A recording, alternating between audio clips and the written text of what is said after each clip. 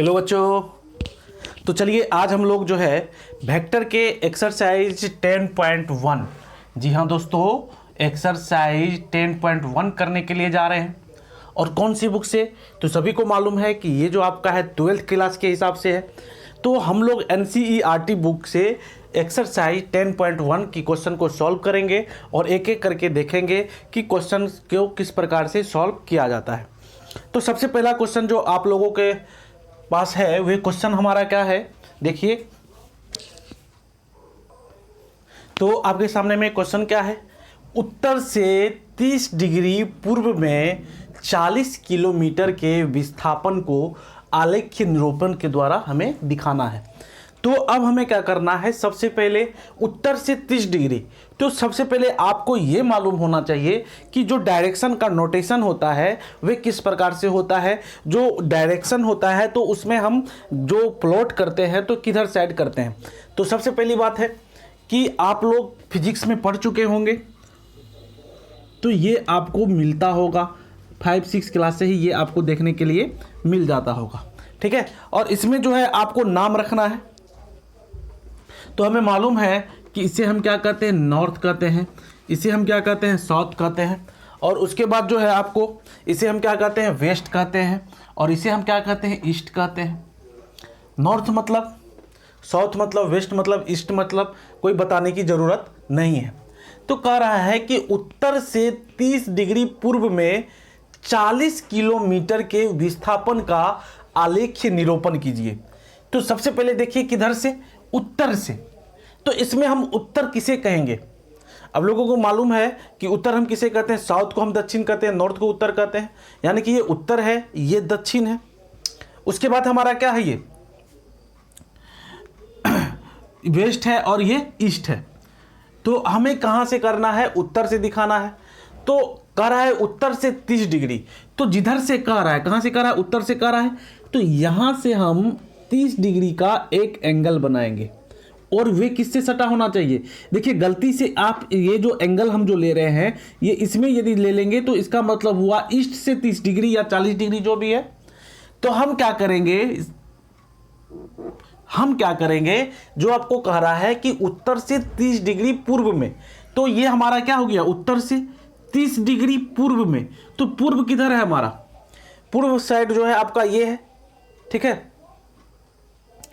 East के तरफ। यानी कि ईस्ट हमारा क्या है, पूर्व, जिसको हिंदी में हम क्या कहते हैं, पूर्व कहते हैं। तो इसका झुकाव इधर साइड में होना चाहिए। तो ये आपको क्या हो गया, 30 डिग्री का एंगल हो गया। और कह रहा है कि इसका जो पूर्व में 40 किलोमीटर का विस्थापन, तो ये कितने दूर जाएगी, तो 40 किलोमीटर इसका क्या हो जाएगा, यहां से डिस्टेंस हो जाएगा, ठीक है दोस्तों। तो यही है हमारा आलेख के द्वारा किसी भी चीज को दर्शाने का। एक मैं छोटा सा यहाँ पे एग्जांपल लेकर के आपको और क्वेश्चन करके बताता हूं। यदि इसी में आपको ये लिखा हुआ रहता कि उत्तर से 30 डिग्री यहाँ पे पूर्व है, और यदि क्वेश्चन में दे देता पश्चिम की ओर, सॉरी, ठीक है, से पश्चिम की ओर, तो पश्चिम की ओर की जब बात करा जाता तो हम क्या करते, तो इसी तरह से हम एक इस प्रकार से बनाते, ठीक है। और इसमें हम क्या करते, नामकरण कर देते। और हमें मालूम होना चाहिए कि किस प्रकार से किधर क्या होता है ना, ये हम कर लेते। अब कह रहा है कि उत्तर से 30 डिग्री पूर्व में, और इसमें क्या कर रहा है, पश्चिम में। तो पश्चिम हमारा किधर है, पश्चिम इस साइड है।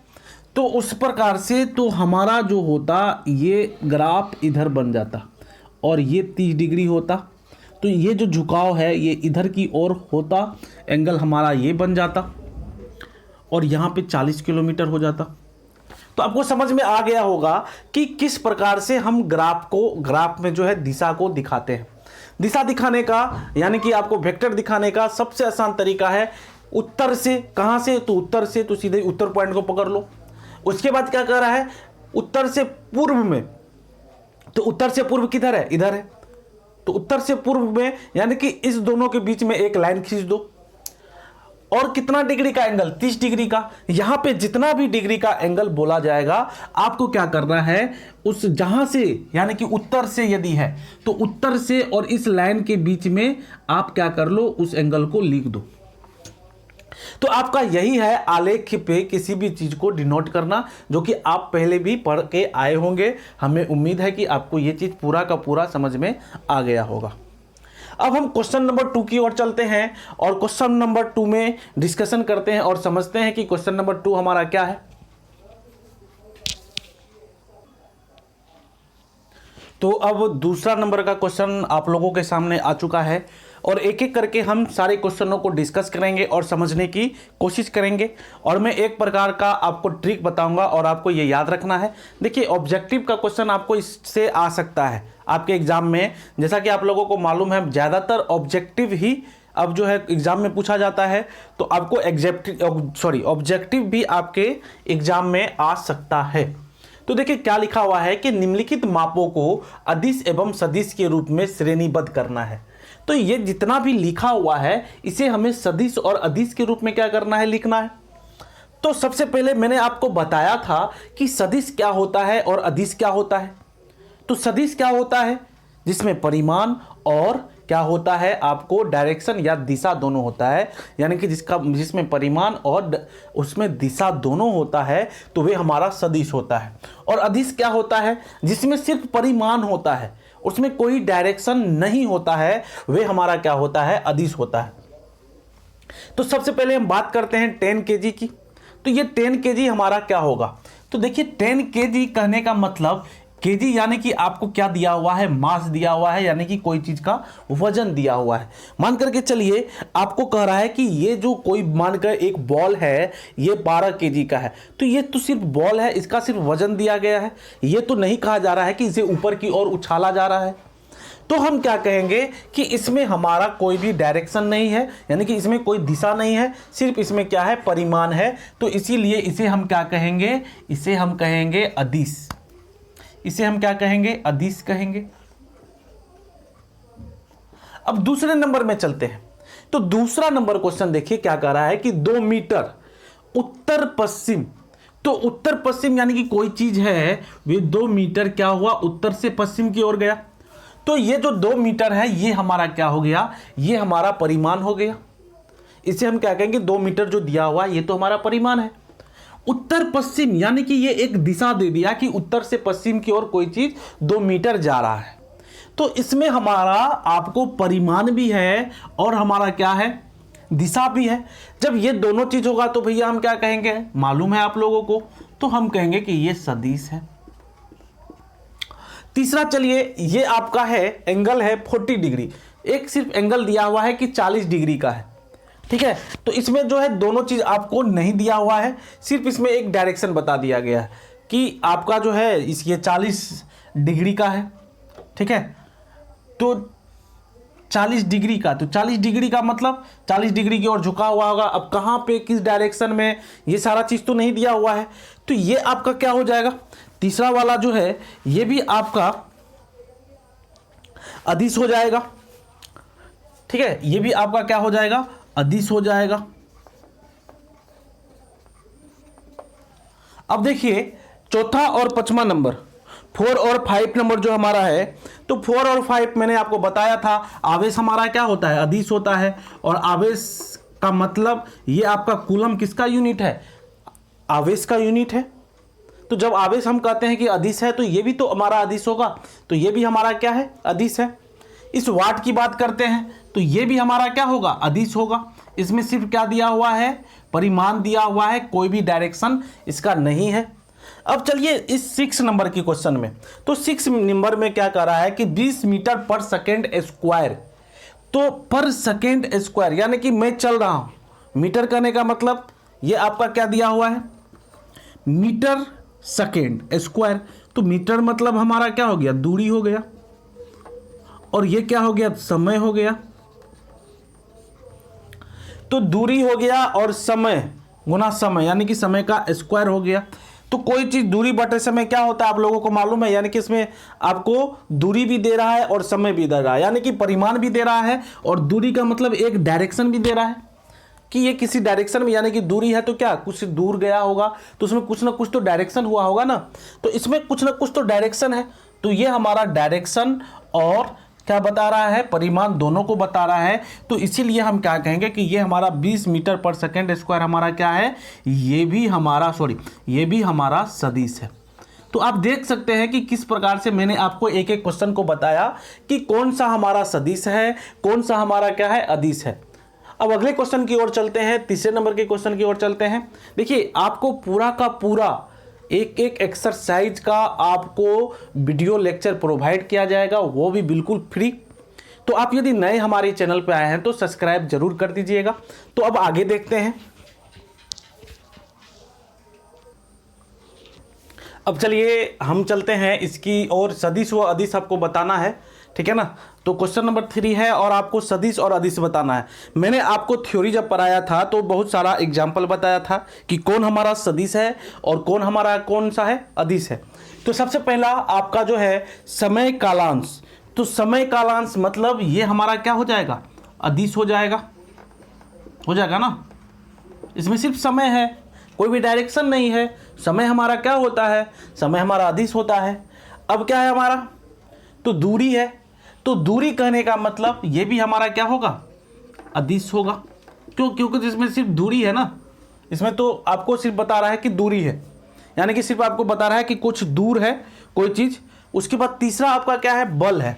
तो बल मतलब क्या होता है, तो जो बल होता है वे हमारा क्या होता है, तो बल करने का मतलब कि किसी भी चीज पे यदि हम बल लगाएंगे तो कुछ उस पर क्या कर रहे हैं, बल लगा रहे हैं, यानी कि कुछ उस पर परिणाम हो रहा है, कुछ हम अपना वजन उस पर क्या कर रहे हैं, डाल रहे हैं। तो जब हम अपना वजन उस पर डाल रहे हैं तो मान करके चलो यदि हम इसको धक्का लगा रहे हैं, यानी कि इस पर जब हम बल लगा रहे हैं, तो जब बल लगा रहे हैं तो इस शरीर का बल लग रहा है, तो इसका कुछ ना कुछ क्या होगा, परिमाण होगा ना इस हाथ का और लगाने का जो। उसके बाद हम एक डायरेक्शन में लगा रहे हैं, इस डायरेक्शन में, यानी कि यहाँ से गए और इस तरह से इसको बल लगाए, एक डायरेक्शन में लगाए, यानी कि एक दिशा में लगाए। तो इसीलिए बल हमारा क्या हो जाता है, बल हमारा सदिश हो जाता है। वेग भी वही चीज है, वेग भी हमारा क्या हो जाएगा, आप जानते हैं वेग मतलब वेलोसिटी मतलब क्या होता है, वेग जो होता है आपका सदिश होता है। क्यों सदिश होता है, क्योंकि वेग जो होता है आपका डिस्टेंस बटे टाइम होता है, यानी कि दूरी बटे समय होता है, यानी कि आपको मैग्नीट्यूड भी दे दिया और डायरेक्शन भी दे दिया, दिशा भी दे दिया, इसीलिए वेग हमारा क्या होता है, सदिश होता है। कार्य, तो कार्य जो हम करते हैं, मान करके चलो हम कार्य कर रहे हैं, अभी आपके सामने बोल रहे हैं, तो बोलना भी एक प्रकार का कार्य है ना, बोलना भी एक प्रकार का कार्य है। उसके बाद के चलिए हम खा रहे हैं, तो क्या हम किसी डायरेक्शन में खा रहे हैं, नहीं खा रहे हैं, सीधी सी बात है, हम सीधा अपना जो खाना खा रहे हैं, तो वे भी एक प्रकार का काम ही है, ये भी एक प्रकार का वर्क है। तो जो भी वर्क हमारा होता है वे जरूरी नहीं है कि किसी डायरेक्शन में ही हो। तो इसीलिए कार्य हमारा क्या हो जाएगा, तो कार्य हमारा हो जाएगा अदिश, ठीक है ना। कार्य हमारा क्या हो जाएगा, अदिश हो जाएगा। और क्यों होगा, मैंने आपको बता दिया क्यों होगा।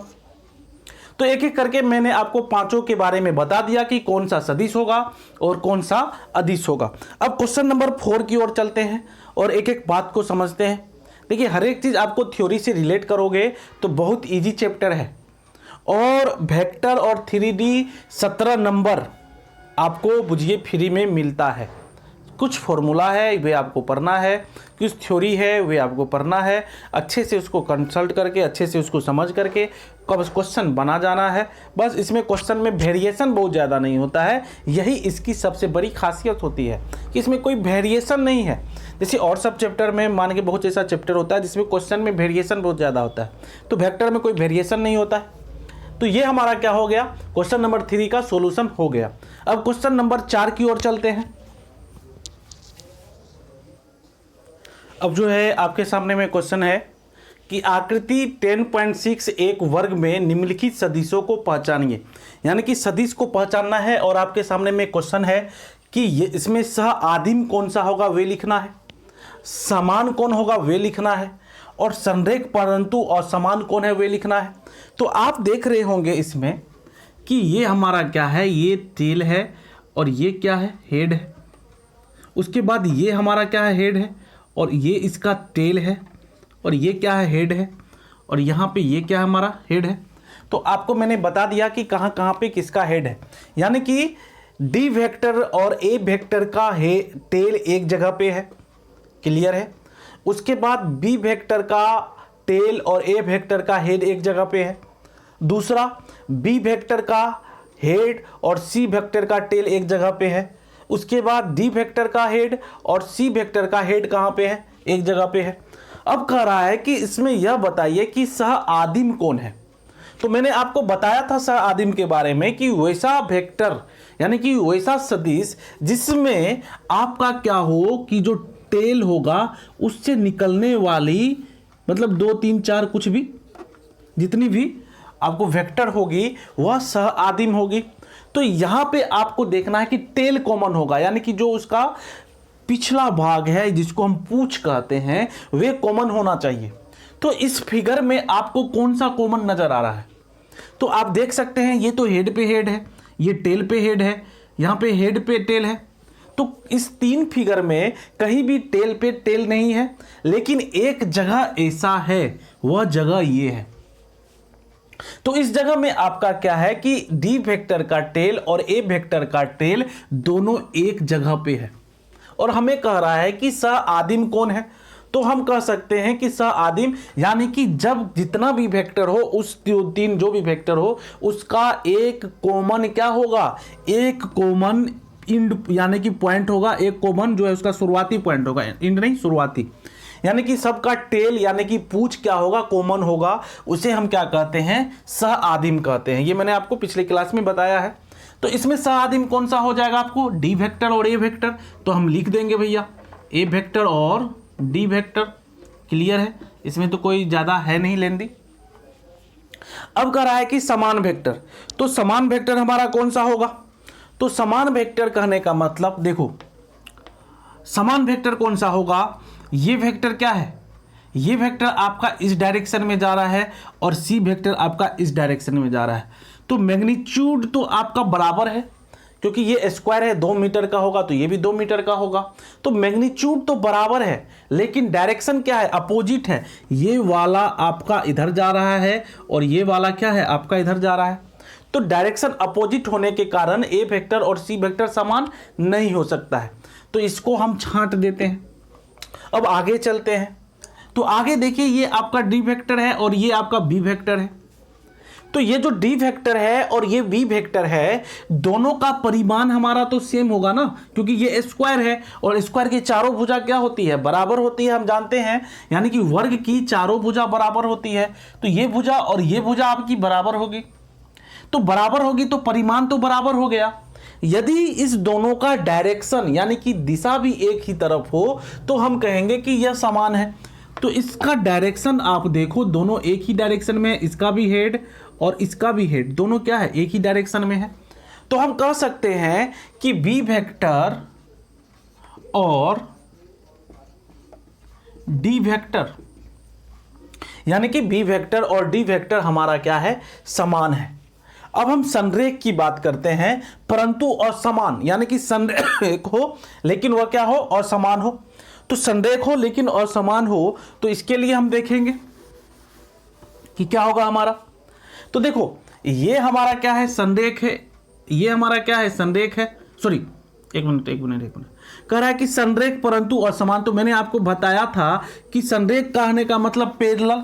तो देखो ये आपका क्या है, पैरेलल है।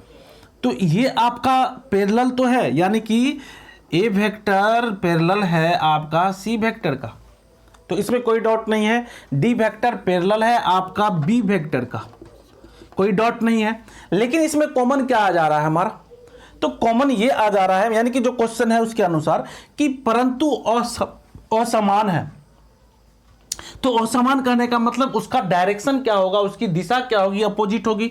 तो देखो डी वेक्टर और ए वेक्टर, सॉरी सी वेक्टर, ए वेक्टर और सी वेक्टर, ए वेक्टर और सी वेक्टर, इस दोनों का जो ये दोनों क्या है, पैरेलल है, एक दूसरे के पैरेलल है। ये भी इधर जा रहा है या ये भी इधर जा रहा है, यानी कि एक दूसरे के पैरेलल है।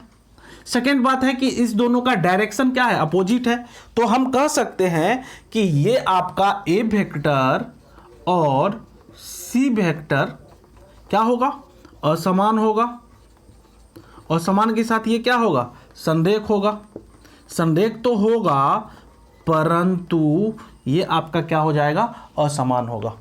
तो आपने देखा 4 नंबर के क्वेश्चन को किस प्रकार से हमने सॉल्व किया। अब लास्ट क्वेश्चन जो है क्वेश्चन नंबर 5 की ओर चलते हैं। तो इसी के साथ हमारा ये 10.1 एक्सरसाइज कंप्लीट हो जाएगा।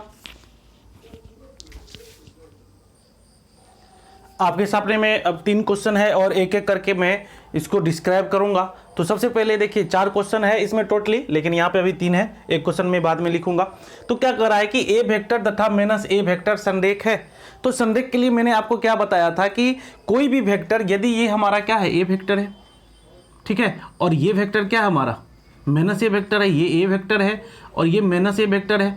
आप लोगों को मैंने बताया था कि माइनस ए वेक्टर क्या कहेंगे कि उसका सिर्फ डायरेक्शन क्या हो जाएगा, चेंज हो जाएगा, लेकिन दोनों का परिमाण हमारा क्या हो जाएगा, परिमाण हमेशा सेम होगा। और कह रहा है कि ए वेक्टर तथा माइनस ए वेक्टर संरेख है। तो यस, ये संरेख है क्योंकि दोनों का परिमाण क्या है, परिमाण तो सेम है, लेकिन जो दिशा है वह क्या है, उल्टा है, अपोजिट है। तो जो दिशा हमारा है वह अपोजिट है, तो इसीलिए हमारा क्या हो जाएगा, संरेख हो जाएगा। ठीक है, तो हम क्या कहेंगे कि यह कथन सत्य है। यह कथन क्या है बच्चों, सत्य है। दूसरा देखो, दूसरे में कह रहा है कि दो संरेख सदिशों का परिणाम सदैव समान होता है। ठीक है,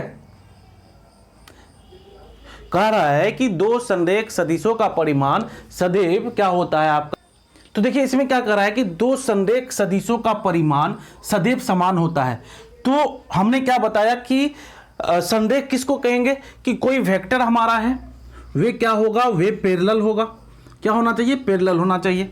ठीक है, तो पैरेलल कहने का मतलब क्या है कि पैरेलल जो है क्या माना जाएगा, यहां तक भी यदि ये आ जाए और ये यहां तक भी रहे तब भी हम क्या कहेंगे, ये इसका क्या है, पैरेलल है। ठीक है, यानी कि संरेख है, ये इसका क्या है, संरेख है, क्योंकि दोनों का डायरेक्शन क्या है, एक ही तरफ है, ये दोनों कहीं भी नहीं मिलता हुआ नजर आ रहा है। तो आप ये मान करके चलो, ये आपका कितना है, 2 मीटर का है और ये आपका क्या है, 4 मीटर का है। ठीक है, तो ये दोनों आपका अलग अलग परिमाण का है, अलग अलग परिमाण का है, दिशा आपका एक तरफ है। तो जब दिशा एक तरफ होगा, दोनों एक दूसरे का पैरेलल होगा, तो हम कहेंगे कि संरेख है।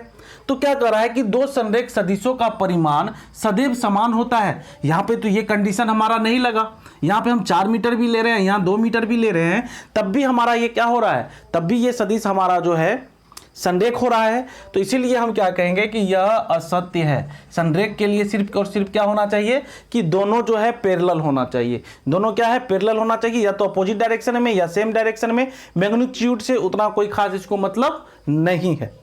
अब तीसरा है, समान परिणाम वाले दो सदिश संरेख होते हैं। क्या कर रहा है कि समान परिणाम वाले, तीसरा क्वेश्चन क्या कर रहा है कि समान परिणाम वाले दो सदिश संरेख होते हैं। तो समान परिमाण वाले दो सदिश क्या होते हैं, संरेख होते हैं। मान करके चलो ये आपका क्या है, एक आपका ये ग्राफ है। हम क्या कर रहे हैं कि आपका एक जो है बल लगाया गया इधर की ओर, ठीक है, नॉर्थ से ईस्ट की ओर 2 न्यूटन का। दूसरा बल लगाया गया हमारा नॉर्थ से वेस्ट की ओर 2 न्यूटन का। तो यहां पे जो बल हमने लगाया, ये दोनों क्या है, हमारा परिणाम है, परिमाण है। और परिमाण दोनों कंडीशन में हमारा क्या है, समान है। यानी कि हम क्या देख रहे हैं कि परिमाण हमारा क्या है, समान है। तो क्या ये हमारा संरेख होगा, नहीं होगा, क्योंकि ये आपका क्या हो रहा है, इस डायरेक्शन में जा रहा है, ये आपका क्या हो रहा है, इस डायरेक्शन में जा रहा है। दोनों पैरेलल नहीं है। यदि पैरेलल होता तो उसके मिलने का कोई भी जगह नहीं होता, लेकिन यहाँ पे तो मिल रहा है ना इस पॉइंट पे। तो इसीलिए हम क्या कहेंगे कि ये कथन हमारा असत्य है। कभी भी समान परिणाम वाले सदिश संरेख नहीं होते हैं। ठीक है, तो ये हमारा कथन क्या है, असत्य है। अब लास्ट वाला चलिए देखते हैं, लास्ट में क्या कहा जा रहा है। अब देखिए इसमें क्या कर रहा है कि समान परिणाम वाले दो संरेख समान होते हैं। तो मैंने आपको बताया था एक इससे पहले वाले क्वेश्चन में कि ये आपका क्या है, इस प्रकार से ये दोनों हमारा क्या है, ये दोनों भी आपका संरेख है, समान परिमाण है। मान के चलो ये आपका 2 मीटर है, ये भी 2 मीटर है, तो परिमाण तो सेम है, लेकिन इसका जो दिशा है वह क्या है, असमान है। तो ये हम कभी नहीं कह सकते हैं कि जो समान परिमाण होगा वह दो संरेख समान ही होगा, ये कोई जरूरी नहीं है। इसीलिए ये कथन भी हमारा क्या होता है, असत्य होता है। तो इसी के साथ मैंने आपको 10.1 का पूरा टोटली एक्सरसाइज कंप्लीटली बता दिया है, और आप जो है इस चैप्टर को अच्छे से तैयार कर लीजिएगा। आगे वाले चैप्टर में और जो है डिस्क्राइब करेंगे, 1-2 क्लास और आपको थ्योरी क्लास चलेगा, उसके बाद अगले एक्सरसाइज में चलेंगे। तो एकदम अच्छे से समझना है और अच्छे से पढ़ना है, ठीक है दोस्तों। तो इसी के साथ चलते हैं, गुड बाय।